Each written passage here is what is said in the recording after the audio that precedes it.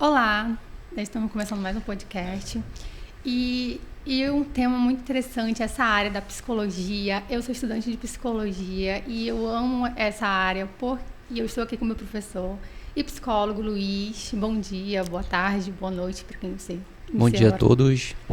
Agradeço aqui a presença, o convite da agência RC aqui para a gente falar um pouquinho de psicologia, falar um pouquinho de neurociência também e falar um pouquinho da minha abordagem, que é a TCC, tá? Então a gente vai tratar sobre esses pontos aí, os pontos mais importantes e polêmicos também, tá, da sociedade. Exatamente. Eu falo assim, na minha vivência como um todo. Assim, eu lembro que eu nasci num cenário de luto, desde criancinha, né? Naquele ambiente de luto. E depois na minha adolescência foi horrível também, aquelas guerras, complicações da adolescência. Depois cheguei na faculdade, onde pensava que ia estar tudo certo, e aí explodiu. Então, eu vejo assim, na minha trajetória a importância de um psicólogo, a importância de você ter um conhecimento, a importância da terapia, né? Então, por isso que eu faço psicologia, por isso que eu acho legal essa ciência, para ajudar essas pessoas que estão em tantos conflitos, que na família, né, como um todo, por exemplo. Vivi aquele luto, então, quem sabe a importância de se saber os seus pontos fortes, fracos. Então, isso é muito importante, você se conhecer, se autoconhecer. Então, eu gostaria de perguntar, que você falasse um pouco sobre essa importância do psicólogo, essa importância de fazer terapia. Eu acho, particularmente, que todo mundo deveria fazer terapia. Bom, saúde mental hoje é ouro, né? Antigamente, a gente não se falava muito. Primeiramente, a psicologia é uma ciência nova, né? Começou ali com Wundt no laboratório, tá? Em 1879. Então, é uma ciência que tem poucos anos tendo relação com, por exemplo, a medicina, tá?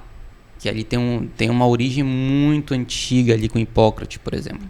Então a gente percebe que a psicologia ela é uma ciência nova e ainda se tem preconceitos, né? Ainda se tem dificuldades, assim. Sendo bem sincero, que eu não estou para falar só coisas bonitinhas, estou para falar coisas polêmicas também. A gente eu percebo como profissional, tá, que há muitos profissionais ruins.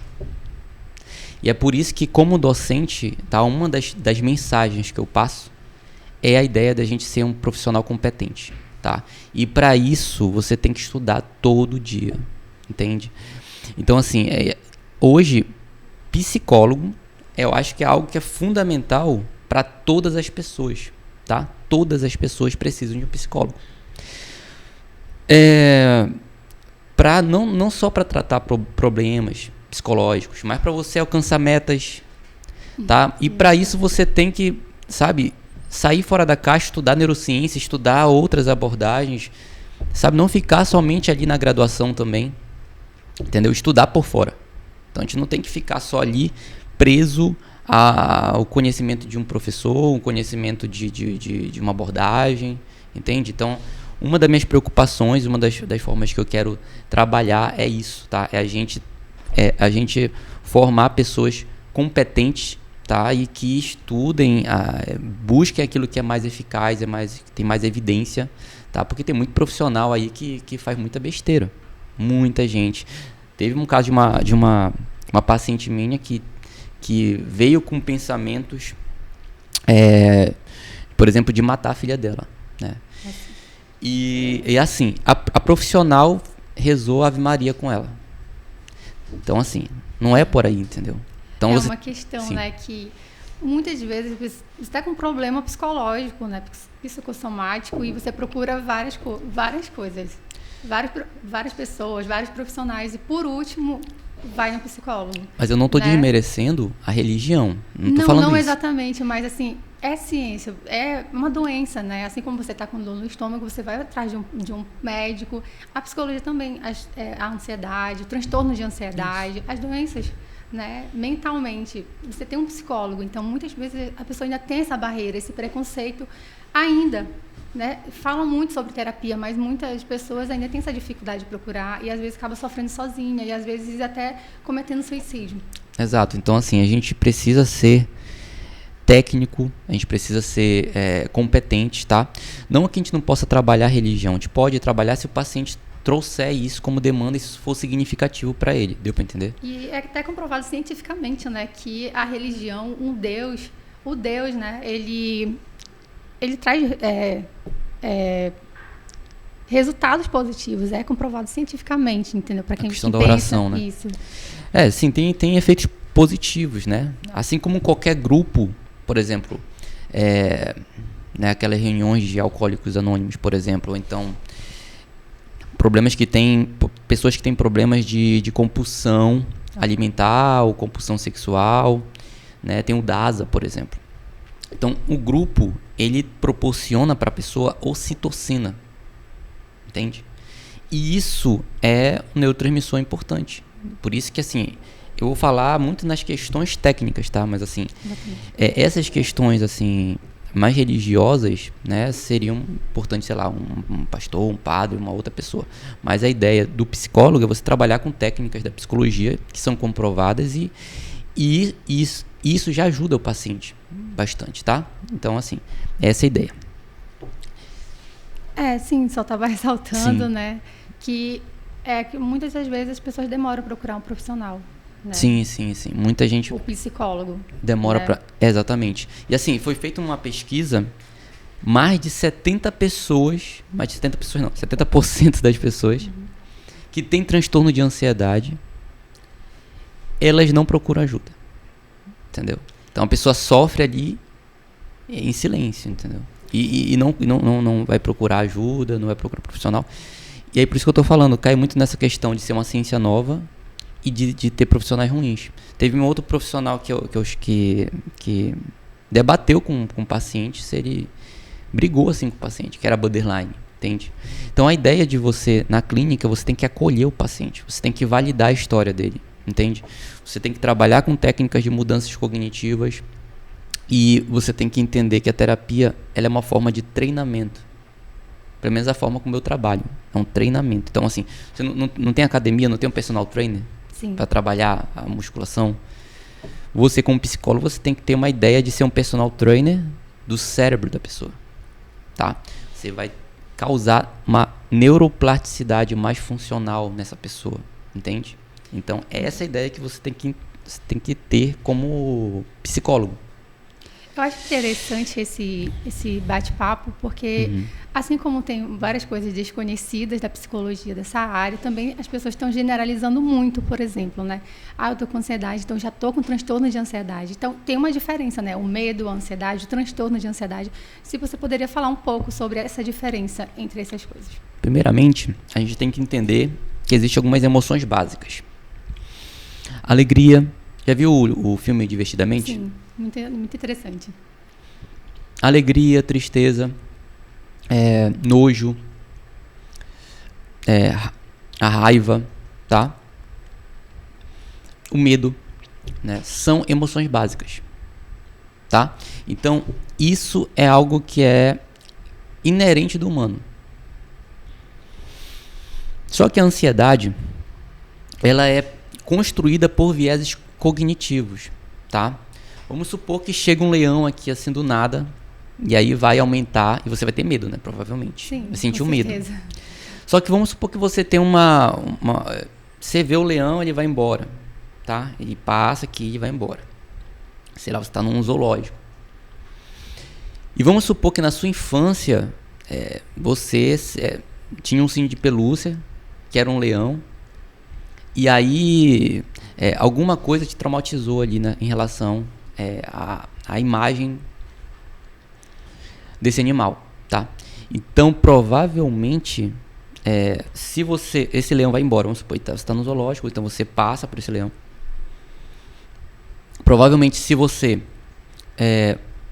só lembrar do leão, lembrar do que aconteceu no passado, sei lá, você se engasgou com um ursinho de pelúcia ou não sei, alguma coisa que você teve que traumatizou, por uma questão de associação, você vai ficar com uma ansiedade ali. Você pode desenvolver ali ter crise de ansiedade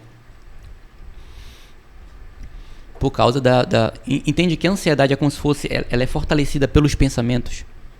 O medo independe do pensamento, entendeu? Se aparecer alguma coisa que para nossa espécie causa perigo, tá? Por exemplo, um dinossauro do nada, surge um dinossauro do nada. Você vai sentir medo. Não tem como não sentir medo. Só que a ansiedade é como se fosse uma desregulação do medo. Você não tem controle, é isso? A ansiedade você tem como... ela é algo também, assim, uma sensação que é inerente do humano, porque ela decorre do medo, entende? Só que você consegue fazer com que ela seja funcional. Por exemplo, nesse podcast aqui, né, foi bem construído, teve aqui essas estruturas. Isso é derivado de uma ansiedade funcional. Provavelmente funcional, tá?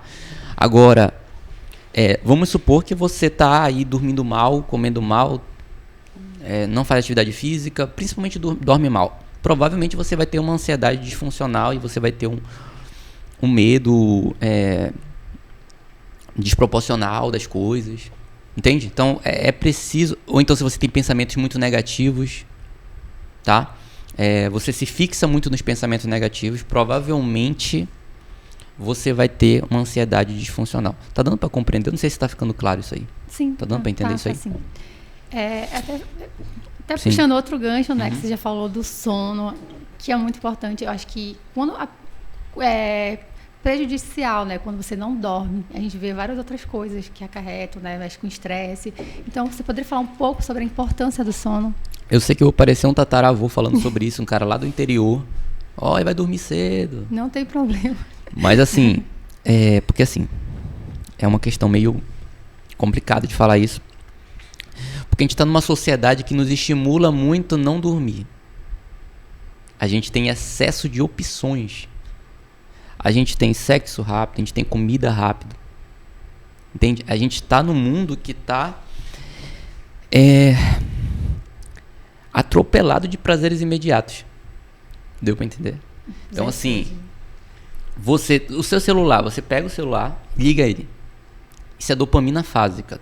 Ele responde no mesmo momento. E agora se você clica no celular, ele não liga. Você não fica estressada? Sim. E isso já é um ponto de estresse. Deu para compreender? Então assim, você tem que entender que a gente está numa sociedade da hipermodernidade. Eu teria que explicar assim, um longo processo, né, de mudanças históricas. Por exemplo, na Idade Média a gente tinha muito forte a questão da religião, da fé cristã católica, principalmente, porque a gente tinha lá, né, o clero, a burguesia e os plebeus. Uhum. Então quem estava no comando ali era o clero, era a Igreja Católica, né? Por isso que a gente vê, né, as construções de igreja são muito bonitas, as igrejas, porque tinha muito dinheiro, então assim, tinha a burguesia e tinha os plebeus, que eram os pobres, né? E aí teve uma Revolução Francesa. A partir dessa Revolução Francesa, bora ter igualdade, liberdade e fraternidade, tá? E a partir disso aí, a gente foi buscar direitos, por isso que os direitos humanos também vêm dessa Revolução Francesa, tá? O que isso tem a ver? Calma que eu vou chegar lá, tá? Então vamos supor que a gente tinha uma vida muito obedecer ordens, né? Do clero, entende? Sim. Da burguesia. E a gente teve uma transformação. Então, olha, não é mais a fé. Não tô falando que não é, tá? Assim, não tô falando que não é importante. Tô falando assim, para a revolução, é como se historicamente, assim, para a literatura científica, houve uma transformação da fé religiosa para a fé no conhecimento racional e científico. Aí veio a idade moderna, tá? E aí veio também o Freud, o Foucault e o Nietzsche, que vão falar assim, o Nietzsche vai criticar a moralidade, né? Porque a gente tinha ainda presença muito forte do cristianismo. O Freud vai falar que a gente tem um inconsciente, que a gente não controla, se controla totalmente. E o Foucault vai falar que o conhecimento é político. Isso cria um certo desencanto da ciência, tá? E aí vai criar nossa sociedade, que alguns chamam de pós-modernidade. Por isso que a gente vive numa sociedade cheia de redes sociais, às vezes de crise da verdade. O que é a verdade? Entende? Então, assim, a gente vive, às vezes, nessa questão de crises de valores também. Uma sociedade de uma crise de valores, tá? E eu não estou falando que a gente não pode construir novos valores, não estou falando que a gente não pode tentar mudar isso, não estou falando isso. Tá? E eu estou criando essa. Eu sei que pode doer um pouco falar sobre isso, assim, pode ser chato, mas não é, tá? Isso vários autores mostram. E é por isso que a gente vive numa sociedade assim do hiperconsumo, o consumo ficou uma coisa mais forte, entende? A questão da questão ética, o que é ético, o que é verdade, tá? Então são reflexões que a gente se faz e às vezes tem essa angústia hoje em dia. Muitos têm essa angústia também, um certo vazio nesse sentido. E é por isso que o Bauman vai colocar que a gente saiu de relacionamentos na Idade Média, não tinha assim, era difícil ter separação, entendeu? Hoje a gente vê o que é difícil ter pessoas que se mantêm junto por muito tempo. Mas eu não tô defendendo isso. Tá dando pra entender? Porque entra em várias questões isso, né? São várias questões. São várias questões. Mas eu tô falando assim, antigamente as pessoas eram pautadas para a questão religiosa. Hoje em dia se tem hoje em dia se tem um termo chamado amor líquido. Então as pessoas estão tendo cada vez mais relações vazias, relações descartáveis.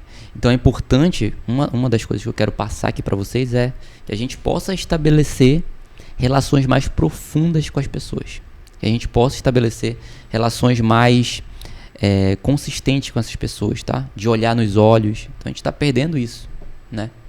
Então quando eu trago essa reflexão, não é que eu estou defendendo isso. É que eu estou querendo fazer tô querendo mostrar para as pessoas, né? Pra gente se atentar para onde a gente está indo, tá? Porque às vezes se torna tão automático, né, que nem percebemos. Sim. É uma sociedade assim do passa para cima, do bloqueia, entende? Tudo tem um lado benéfico, tem um lado maléfico. Tudo, tá? Sim. Você não falou do sono. Do sono, né? Do sono. Então, voltando pro sono.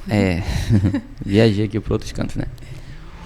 O sono é assim, ele tem um ciclo circadiano, a gente tem um ciclo circadiano, tá? Então assim, tem o sol, né, que é todo dia ele vai nascer. Nasce e se põe, né? Então a gente percebe que tem tudo na vida, tem um ciclo. Já percebeu isso? Sim. Então tem a chuva, aí tem o sol, tem as estações. Já percebeu que tem um horário que você tem vontade de comer? Sim. Tem um horário que você tem, especificamente um horário de comer, tem um horário que você sente em alguns determinados horários um sono.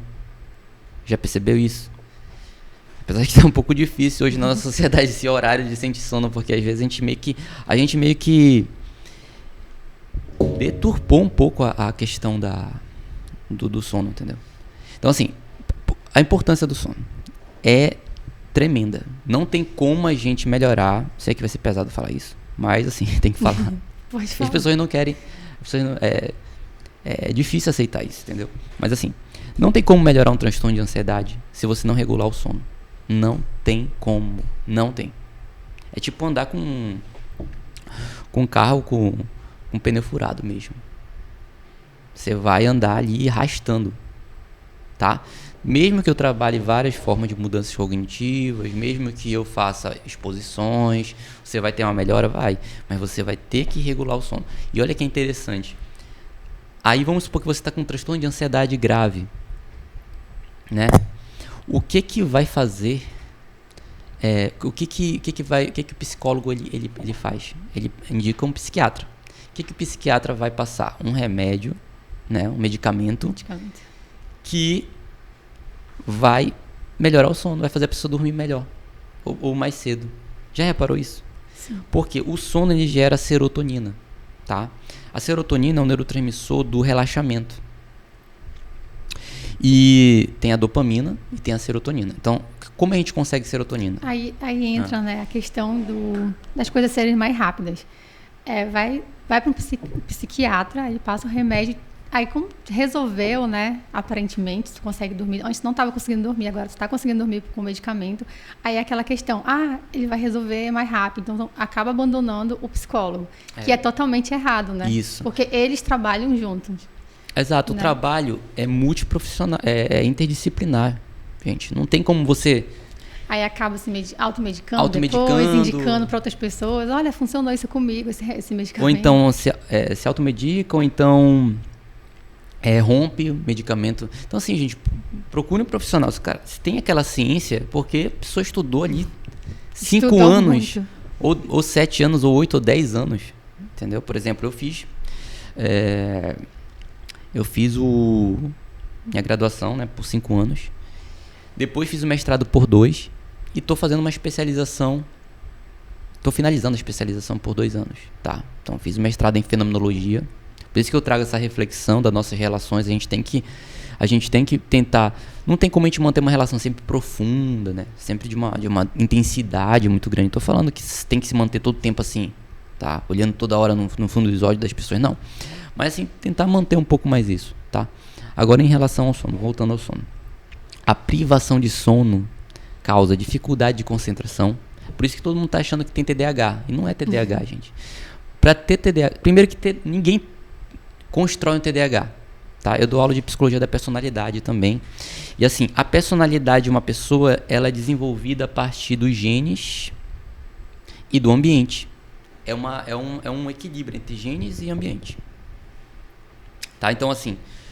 Você nunca o seu comportamento nunca é totalmente aprendido, é aprendido em boa parte, mas aí também tem uma parte genética. Você tem uma predisposição. Vamos supor que você tem um pai, uma mãe, família de pessoas que têm diabetes.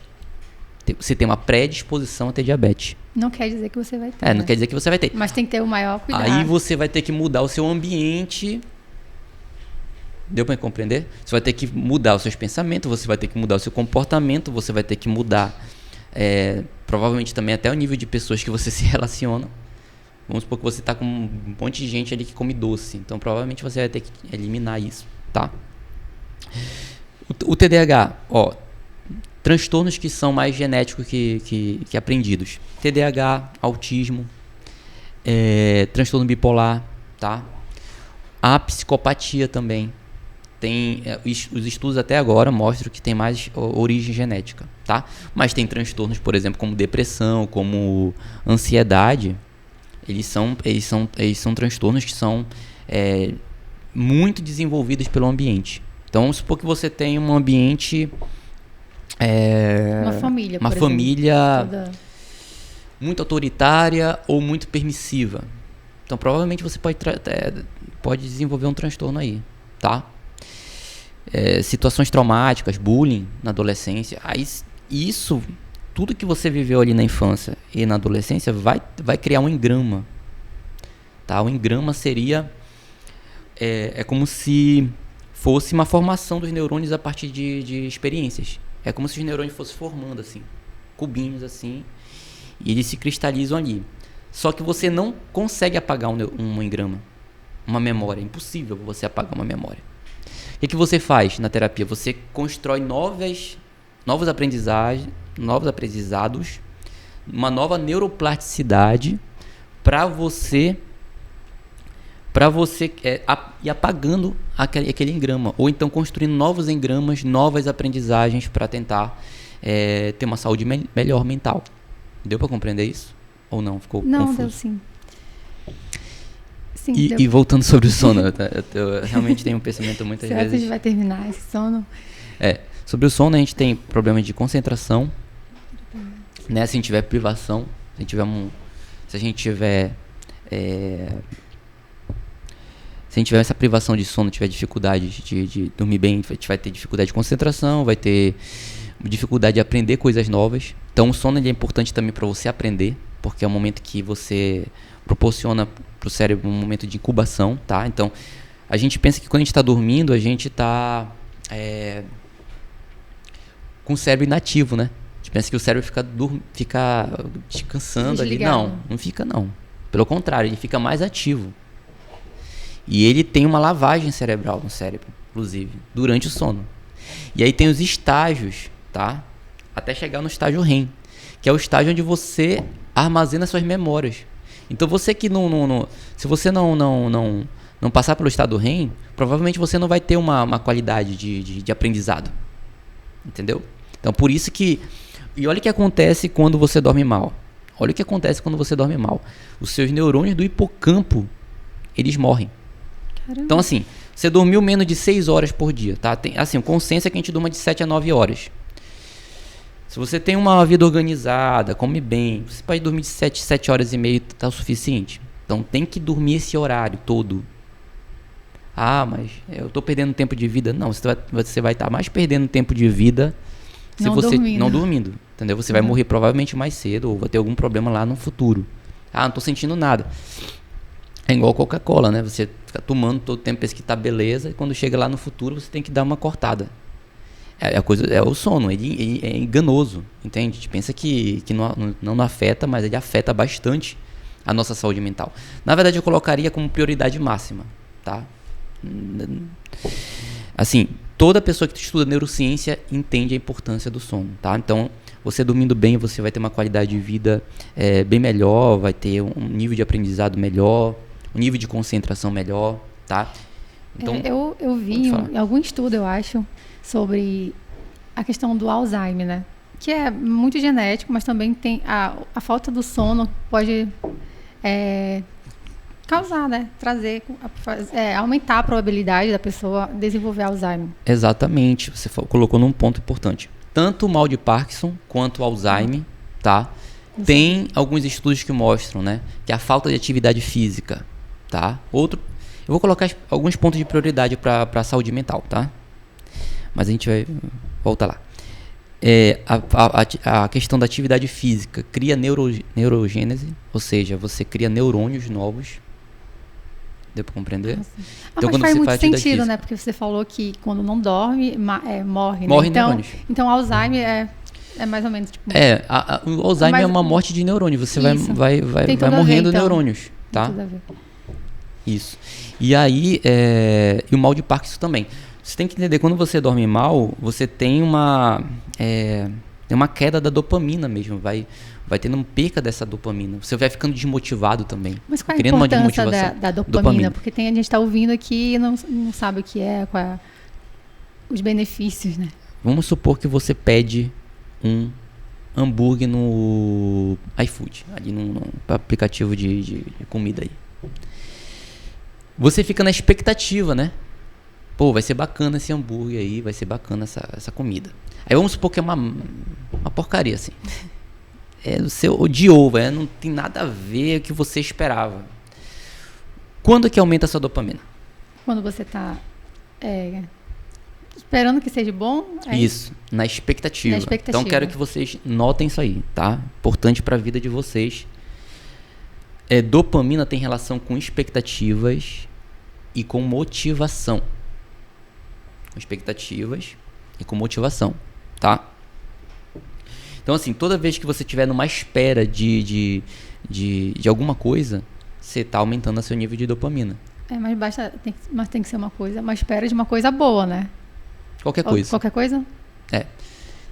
Você está com fome, então aumenta a sua dopamina. E aí, quando você come, não aumenta mais a dopamina. Ela diminui, que aumenta a serotonina, tá? Então, você tem que entender que a dopamina tem... vou explicar um pouco dos neurotransmissores, tá? A serotonina tem uma relação mais com relaxamento, tá? Você apreciar uma paisagem, você escutar música, dançar, cantar, isso tem relação com serotonina, mais com serotonina. Não tô falando que você não tem uma atividade da dopamina, mas tem uma relação maior com tudo que gera relaxamento, tem uma relação com serotonina. Dormir bem, tá? Agora, por exemplo, na questão da dopamina, tem uma relação com atividade, com movimentação. Movimentação fina, fazer isso aqui, pegar esse copo aqui, tem relação com dopamina. Se você ficar tremendo, provavelmente você tem morte de neurônios dopaminérgicos. Então, assim, quando você dorme bem, é como se fosse combustível para você viver. Deu pra compreender? É como se você estivesse colocando ali, não tem um posto de gasolina, você não para o carro ali. Aquilo ali é como se fosse a serotonina do carro, a gasolina. E aí quando você dirige é como se fosse a dopamina. Deu pra entender? Sim. Não sei se ficou confuso aí o exemplo, mas... Não, acho que deu pra entender, Deu pra entender? Acho que deu pra passar e assim, a dopamina tem relação com expectativa. Foi feito um estudo assim, com macaquinho, olha só como interessante. Ele foi colocado numa caixa, tá? O macaquinho foi colocado numa caixa. E aí tinha uma luzinha nesse ambiente aí, tá? Tinha uma luzinha nesse ambiente aí. E essa luz, quando essa luzinha piscava, e o macaquinho, ele apertava 10 vezes um botão, surgia um suco, que é a recompensa. Entendeu? Quando é que a dopamina dele aumentava? Quando ele tomava o suco, quando ele apertava o botão ou quando ele via a luz? Quando ele via o suco. Quando ele... Não? Não. Quando ele via a luz. Mas por quê? Porque eu a expectativa... Entendi, então. Porque olha só, quando acendia a luz, ele sabia que tinha que apertar o botão. Tá, porque... E ele sabia que vinha o suco. Então o suco já era... Quando ele tomava o suco já era... mais serotonina. Tá. Lembra que, por exemplo, quando você está com fome agora, está com muita fome, você não fica desesperada procurando as coisas? Aumenta a sua dopamina para procurar as coisas. Aí quando você come, você não fica mais relaxada? Né? Então aí você entra no estado de mais serotonina aí. Deu para compreender? E tem a ocitocina também, que eu trabalho com meus pacientes, explico isso também com meus pacientes. A ocitocina tem relação com... Muita gente fala de hormônio do amor, né? Mas eu queria falar... Já lembrei de um tema, depois eu pergunto. Depois eu falo sobre. Mas ela é um hormônio do ódio também. Vamos supor... Olha como é interessante isso aí. Você é do Brasil, você ama o Brasil. Mas, sei lá, você tem uma rixa com a Argentina, você pode matar alguém da Argentina. Você, sei lá, eu vou falar tanto de um para outro, tá, gente? Não estou defendendo nenhum político aqui. Vamos supor que você é do Bolsonaro, você quer matar o cara do Lula. Você é do Lula, você quer matar o cara do Bolsonaro. Deu para entender? Ou seja, você tem um amor para aquela... Você é do Remo, você ama o Remo e pode matar o cara do Paysandu por amar muito o Remo. Então, isso gera ocitocina. Você tem ocitocina pelo seu grupo. Você ama a Rússia e quer matar o cara da Ucrânia. Você ama a Ucrânia e quer matar o cara da Rússia. Deu para entender? Então, pelo amor, você tem o ódio também. O contrário do amor não é o ódio. O contrário do amor é a indiferença. Deu para entender? Então, quando você ama demais uma coisa, uma ideia, uma religião, você pode matar alguém da outra religião. Nossa. Se você ama muito um grupo, você pode matar o outro do outro grupo. Então, às vezes, a gente pensa que a ocitocina é só coisa boa. Não. A ocitocina também... quanto maior a ocitocina, maior pode ser a sua alienação em alguma coisa, alguma ideia. Pode ser a sua alienação a um grupo, a uma nação. Entende? O que está acontecendo na Rússia com a Ucrânia é isso. Tipo, a ocitocina muito alta da Rússia, a gente tem um povo aqui, tem que... Nazismo. Muita ocitocina ali para... Só é essa classe que deveria existir. E todas têm que morrer. Entende? Olha como é interessante isso. Então, a ocitocina é um neurotransmissor que a gente tem que entender que tudo em excesso faz mal. Tudo em excesso e tudo em falta faz mal. Então, a gente precisa de um equilíbrio aí, tá? Um equilíbrio para tudo. Um equilíbrio para tudo.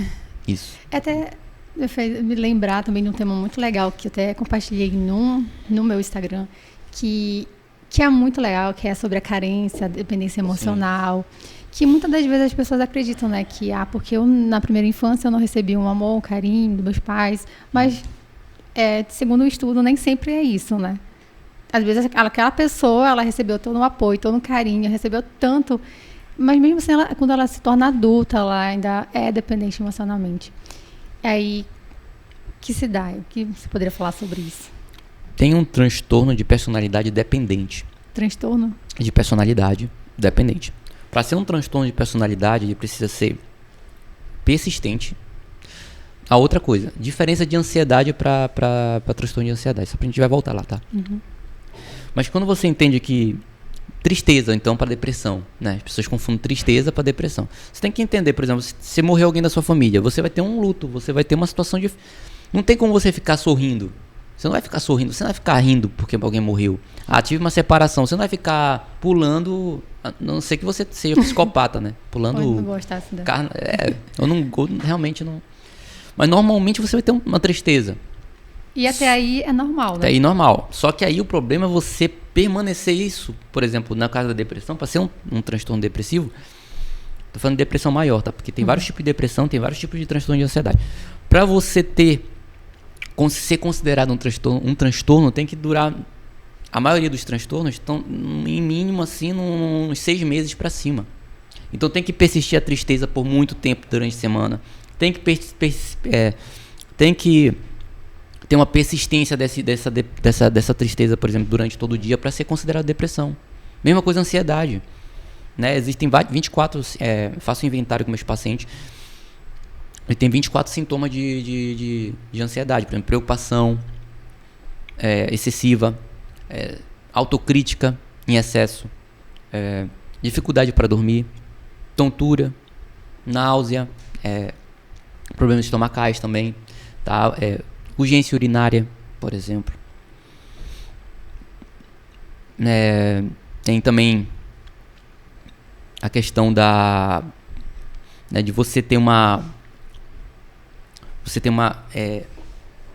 a sensação de excitabilidade também, tá? Ou então de tensão muito alta. Se esses sintomas, tá, forem muito persistentes por mais de 6 meses, aí sim é um transtorno. Agora você tá, sei lá, pensando no futuro, tô pensando no futuro aqui, pensando o que eu vou na minha apresentação do meu grupo, tô com ansiedade? Não, tem dificuldade. A maioria das pessoas tem dificuldade de falar em público.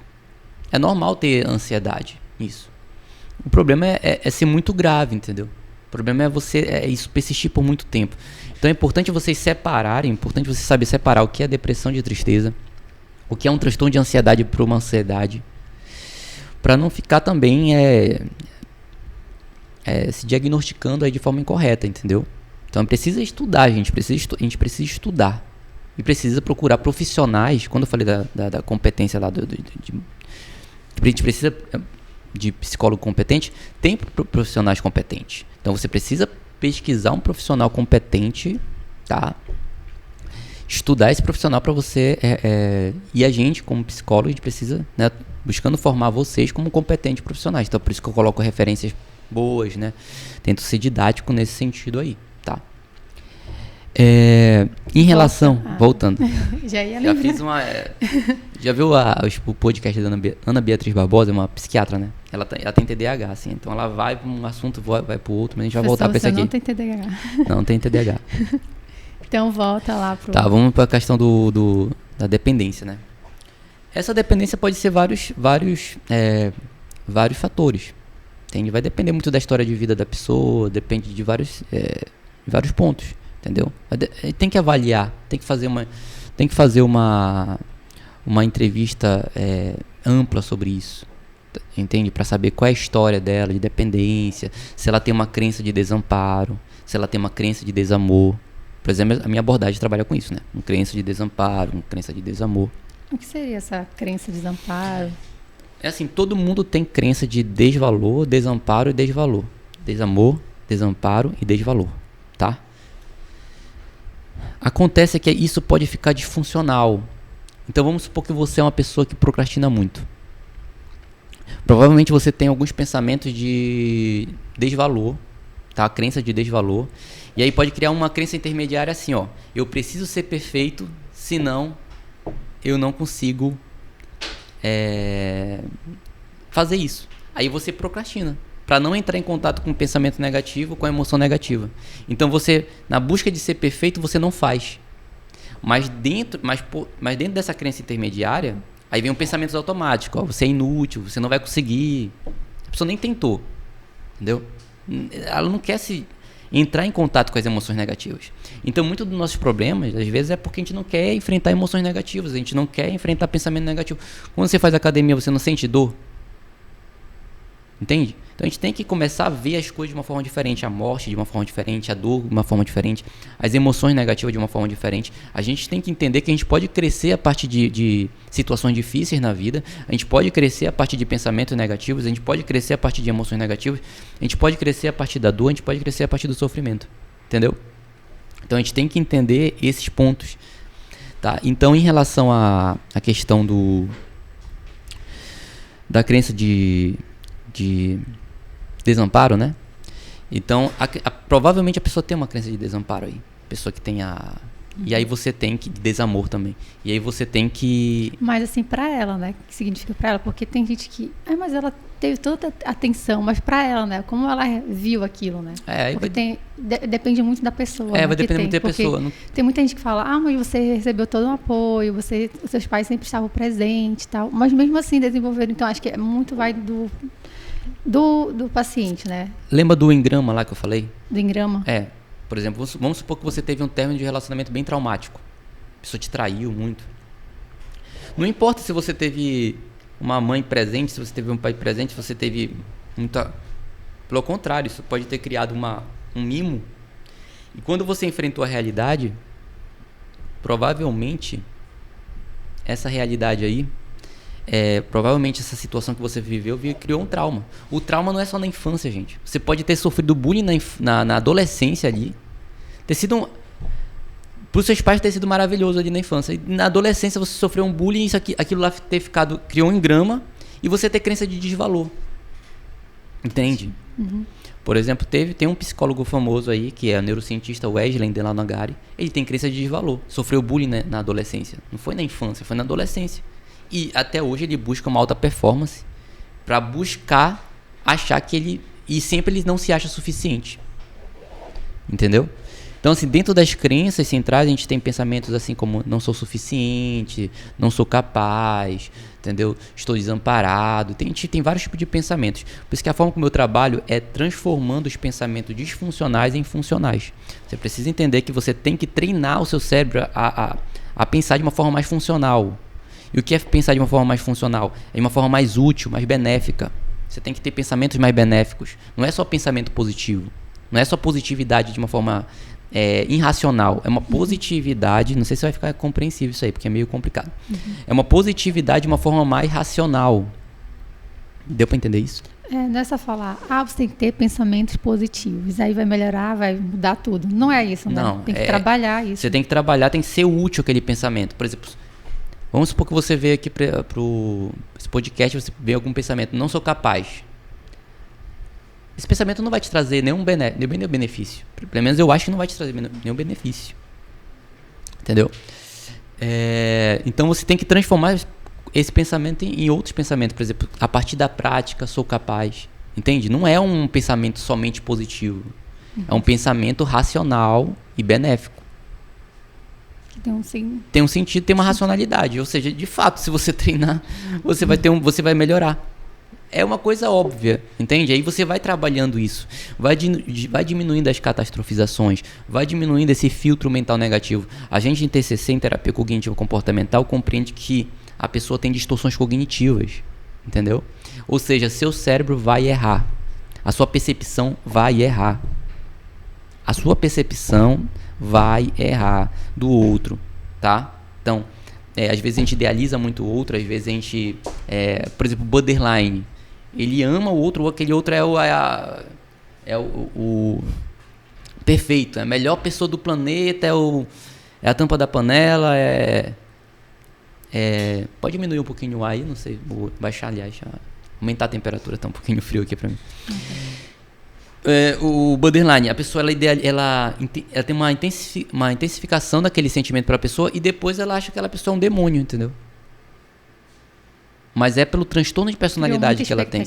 Cria muitas expectativas. Então o que a gente faz na clínica? A gente tenta fazer com que o outro tenha pensamentos mais realistas, mais funcionais e mais acessíveis. Aí, então o que a gente faz? A gente cria uma lista de metas. A partir dessas metas a gente cria submetas, ou seja, micropassos para com que a gente alcance essas metas de uma forma mais acessível e realista. Então não é somente ficar pensando aqui, amanhã eu vou ganhar 3 milhões e vou viajar o planeta todo amanhã mesmo, tem que ser amanhã. Porque eu estou pensando aqui vai atrair. Não é assim.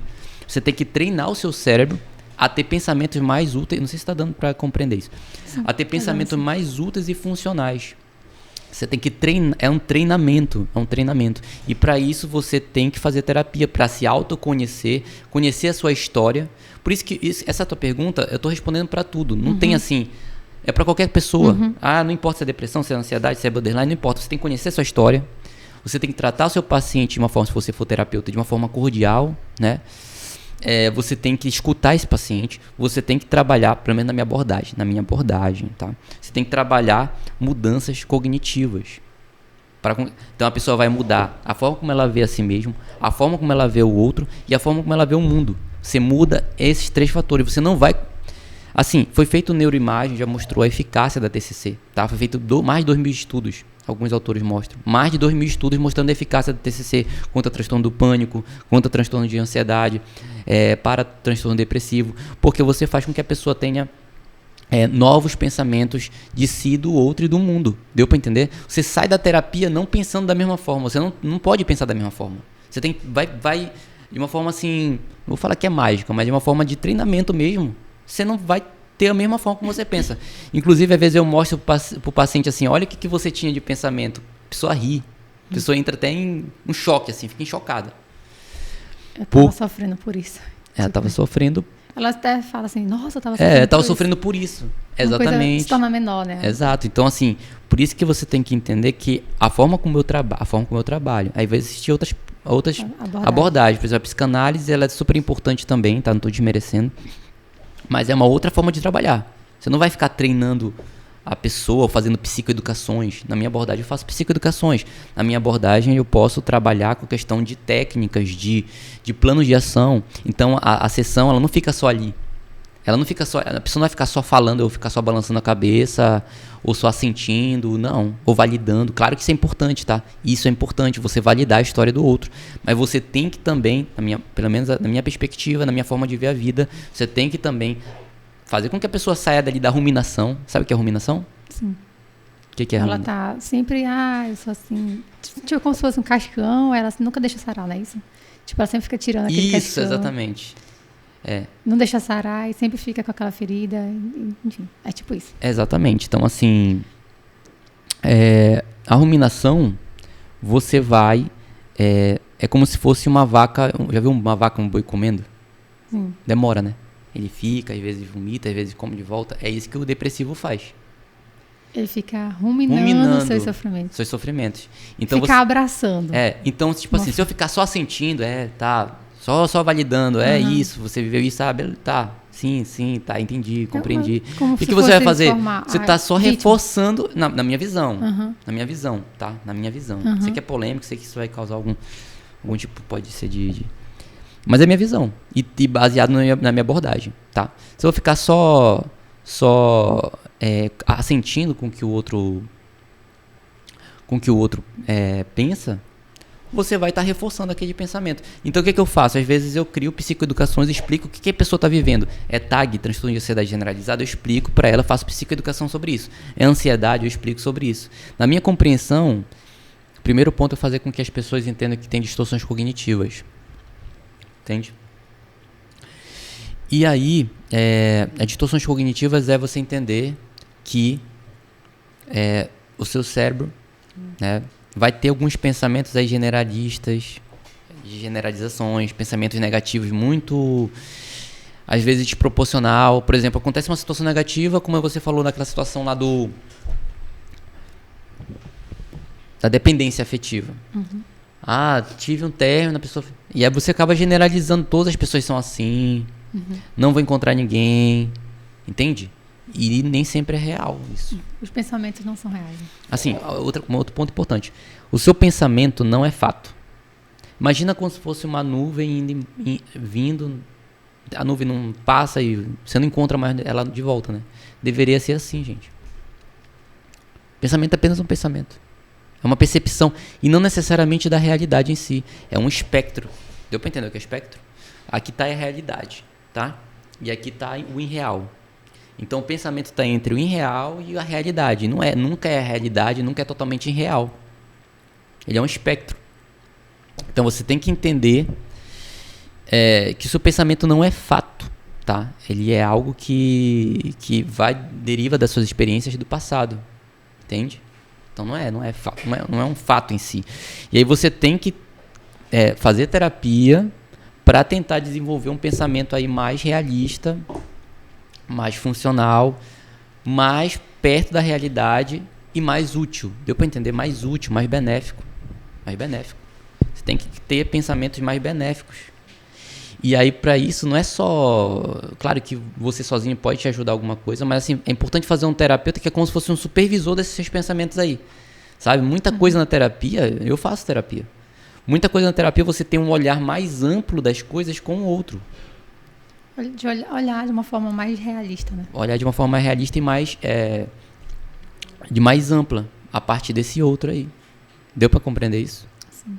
Então você precisa desse olhar desse outro, tá? Para você ter uma visão mais ampla das coisas, tá?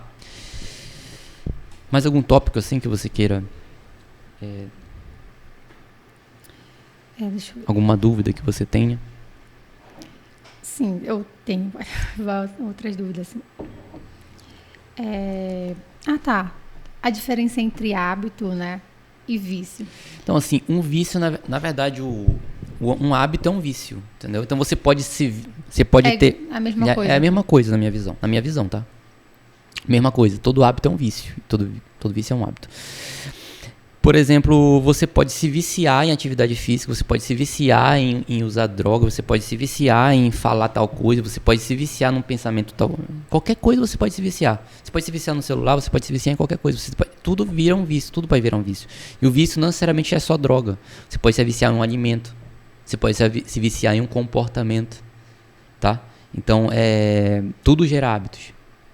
Tudo gera hábitos. Então, foi feita algumas pesquisas que tentaram encontrar até que ponto a gente cria um hábito, até que ponto o comportamento vira um hábito. Aí algumas pessoas colocam que é 21 dias, fazendo aquilo ao mesmo tempo. Algumas pessoas colocaram que era 66 dias. Algumas outras... Enfim, não há um dado concreto ainda sobre isso, tá? Mas, assim, precisa ter uma certa persistência para você manter aquele comportamento como um hábito. Só que tem coisas na vida que é mais fácil criar hábitos, prazeres imediatos, né? Você comer mal, você dormir mal, é mais fácil você ter hábito disso do que você ter hábitos saudáveis. Porque para ter hábitos saudáveis vai exigir esforço, gente. Vai exigir o seu córtex pré-frontal. O que a gente faz na terapia? A gente faz com que a amígdala, que é uma região que detecta perigo, das emoções como medo, né? A amígdala você busca fazer com que ela diminua, porque num transtorno de ansiedade, essa amígdala aí está muito superativada e ela incha. Olha como é interessante. Ela aumenta de tamanho e por uma economia energética, o seu córtex pré-frontal fica inativo. E aqui o que é o córtex pré-frontal? É uma área que faz com que você controle seus impulsos, controle seus prazeres imediatos e busque benefícios a médio e longo prazo, tá? E o que te move? Olha só como é interessante. O que nos move? O medo e a busca por um benefício. Só isso. Curto, médio e longo prazo. É isso às vezes que nos causa. É isso que nos faz sair da zona de conforto, né? O medo e o não. Sim, também. Então, por exemplo, vamos supor que agora eu falo pra você, olha, se você não fizer atividade física, daqui a 10 dias você vai morrer. Provavelmente você vai fazer. Se isso for sério mesmo, tô falando, se fosse sério mesmo, tem que fazer. Você vai fazer. Então o medo te move. E a espera de uma recompensa. Vamos supor que eu falo assim pra você, olha, se você fizer uma atividade física, provavelmente você vai ter uma qualidade de sono melhor, você vai ter vários benefícios. Provavelmente você também vai fazer essa atividade física por uma espera de um benefício. Entendeu? Entendi. Então, tudo é um equilíbrio mesmo. O medo, ele é importante. A ansiedade. Acho que tudo é um equilíbrio. Porque se for parar pra pensar, né? Tudo é importante. O medo pode ser disfuncional. Tá pegando aí? Tá. Então, o medo, ele pode ser... Só voltando aqui que eu tava falando, não sei se pegou. O que nos move é o medo e a espera de uma recompensa, tá? Então, assim... O medo pode ser funcional, como eu estava falando para você. Se eu falar para você que você pode morrer amanhã, se você morrer daqui a 10 dias, se você não fizer atividade física, você vai fazer atividade física. Agora, se eu falar também para você, criar vários benefícios, se você fizer atividade física, você vai melhorar seu sono, você vai desejar algumas coisas mais saudáveis, Você vai sentir com um nível atencional melhor, você vai ter uma forma melhor de estudar, você vai ter uma concentração melhor para estudar, você vai ter um nível de atencional melhor para estudar. Provavelmente eu estou criando vários benefícios para você fazer atividade física. Não é só falar assim, faça atividade física porque é bom, entendeu? Você tem que mostrar vários benefícios e o seu cérebro precisa entender que aquilo tem muito benefício para realizar aquela prática. Entende? Entendi. Então, é nesse sentido que a gente faz com nossos pacientes. Eu tento fazer com que eles entendam a eficácia da TCC. Eu tento mostrar para eles como é que eles podem se ver depois da terapia. Por exemplo, uma pergunta que eu faço. Como é que você se vê depois da terapia? Quais são as suas metas? E isso faz com que ele enxergue para além daquele problema que ele está vivendo ali. Deu para entender? Ele está ali cheio de problemas. Então, quando eu crio metas, ele passa a olhar para além daquele problema, daquele sofrimento. E aí eu faço ele enxergar como é que ele se vê de um aspecto ideal, melhor.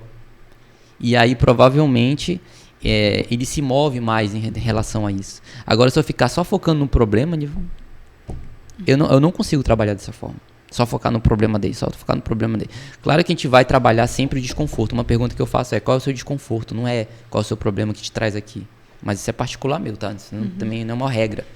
Porque isso traz uma confortabilidade maior para ele, com que ele possa falar, se expressar na terapia. Entende? Então, assim, é importante a gente entender o que traz, quais são nossos medos, porque tem coisas que são reais. Se você não se cuidar, se você não dormir direito, você tem uma chance de desenvolver Alzheimer, você pode ter chance de ter câncer, você pode ter maior chance de ter problemas de diabetes, você pode ter maior chance de ter problemas cardíacos. Tá vendo? Eu tô colocando medo em você. Medo. Eu tô colocando medo em você para você dormir bem e ter um hábito saudável. Deu para entender? Então o medo não é totalmente disfuncional e não é disfuncional. Entende? Então você tem que ter o medo. Só que você tem que também ter benefícios. Você tem que entender os benefícios daquele comportamento. Não é só medo. Se você ficar só com medo, você vai catastrofizar e vai ter um transtorno de ansiedade. Aí você precisa entender os benefícios daquele comportamento. E aí eu tento colocar os benefícios. Quais são as soluções? Uma técnica que eu utilizo, resolução de problemas. Pense em soluções, intensamente em soluções. A pessoa coloca vários tipos de soluções. Pode ser que uma dessas soluções, olha só, eu acolho até as soluções malucas. Teve gente que colocou assim, ou que são negativas. Teve gente que botou assim, uma das soluções, pense em me matar. E aí eu não fiquei espantado quando a pessoa falou isso. Beleza, escrevi. Depois ela colocou atividade física, dormir. Dentro dessas soluções, quais são as melhores opções? Provavelmente não foi se matar. Sabe por quê? Porque como desvantagem de se matar, você tem... aí a pessoa refletiu. Qual é a desvantagem de se matar? Que eu faço a pessoa pensar de uma forma racional em cada solução. Qual é a desvantagem de se matar? A sua mãe vai sofrer. A pessoa falou, minha mãe vai sofrer. A minha namorada vai sofrer. Ou meu cachorro vai sofrer. Entende? Então, outros pontos Então, assim, pra você ver que... E aí você tem que acolher os pensamentos negativos. Porque se você lutar contra eles se fortalecem. Entende? Você tem que criar novos engramas. Não adianta ficar querendo apagar um engrama. Não tem como apagar. Você acolhe aquele pensamento. É benéfico continuar pensando que eu sou inútil? É benéfico continuar pensando que eu não sou capaz? É benéfico continuar pensando que eu nunca vou encontrar alguém? É benéfico isso? É benéfico pra você? É uma pergunta. Se for, continue então. É por isso que eu gosto de psicologia, por isso que eu gosto da importância de um profissional, porque todo mundo tem pensamentos, às vezes distorções, e às vezes a importância de você ressignificar, mudar os pensamentos, porque eu falo por mim mesmo, porque antes, na minha vida toda, assim, acho que até nos 20 anos, assim, eu vivia estagnada com meus pensamentos, com as minhas ruminações, abraçada com aquilo. Eu abraçava e eu ficava paralisada. E isso me impedia, né, de lutar pelos meus sonhos, porque, tipo, acreditava naquelas mentiras, naqueles pensamentos. Então, tá aí a importância, né, da terapia. Quando eu vi a terapia, falei, nossa, as coisas começaram a ficar coloridas, entendeu? Trazer luz. Eu consegui andar, dar alguns passinhos. Então, tá aí, gente, por favor, invistam em se conhecer. Então, invistam em se autoconhecer. Eu sei que existem várias pessoas que têm preconceito ainda. Né? Tem gente que está sofrendo, mas às vezes não procura um profissional porque fica com aquela questão, mas vão pensar que eu tô maluca. Gente, façam isso, porque isso vai ajudar muito a mudar muita coisa, sabe? Se aquele profissional tá ali, é porque ele estudou, ele passou, não sei quantos anos, 10 anos, 5 anos. Então, acredite, né? Às vezes tem várias coisas por trás, né? Então, tenta, se esforça, faz um teste, porque vale muito. Porque você tem vários pontos positivos para trabalhar e se desenvolver, né? Assim, todo mundo tem as suas dificuldades, né? Todo mundo tem. Mas trabalhar isso, por exemplo, eu estava com muito medo de vir para cá, para esse ambiente, mas se fosse uma outra Rayane, antes de fazer terapia... Viu como é um medo irreal? Olha só, o que tem a ver eu encarei falar com a ajuda por um aparelho ali, só porque você está olhando para um aparelho. Outras pessoas não te veem na rua? Sim. Olha como nossa mente não tem nada a ver, meu. Outras pessoas toda hora estão te vendo. Por que tem medo de falar?